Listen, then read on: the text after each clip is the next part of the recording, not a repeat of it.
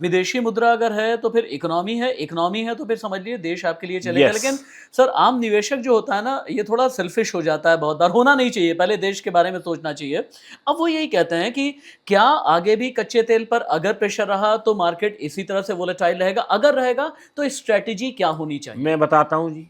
हुँ, आज मान लीजिए मैं एक दुकान चला रहा हूं, हाँ, समझिएगा बात को, बहुत पते की बता रहा हूं मैं। हुँ, मेरी दुकान में कुछ डिस्ट्रक्शन हो गया। हुँ, डिस्ट्रक्शन से मतलब तोड़ फोड़ कर गए कुछ लोग। हुँ, अब मुझे वो दुकान बनाने के लिए मान लीजिए 50 लाख रुपए खर्च करने हैं। ठीक है। ठीक है, तो मैं क्या करूंगा, मान लीजिए मैं ये कप बेचता था पहले 10 का, तो अब मुझे क्योंकि खर्चा करना है हुँ, तो मैं क्या करूंगा, भाई साहब मैं ये कप 20% ऊपर बेचूंगा, हुँ, तभी तो मैं उस पैसे को रिकवर करके और हुँ, अपनी दुकान चला पाऊंगा, ठीक है।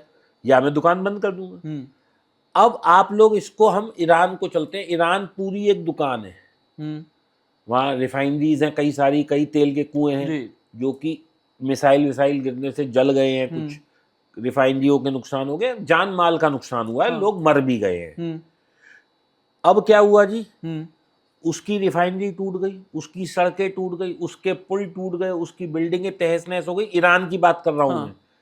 तो भाई साहब वो जो $50 में बेच रहा था, वो कहेगा भैया मुझसे तेल लेना है तो मैं तो 75 का ही दूंगा, लेना है लो, नहीं लेना घर बैठो, क्योंकि मुझे रेनोवेशन क्योंकि कराना है, मुझे तो अपने देश को दोबारा से रिकंस्ट्रक्शन खड़ा करना कराना है। है। हाँ, अब आप सोच के देखो, ये जो लड़ाई वो दो देश लड़ रहे थे, उसका भार कौन उठाएगा? पूरी दुनिया पूरी दुनिया उठाएगी। उठा ही रही है।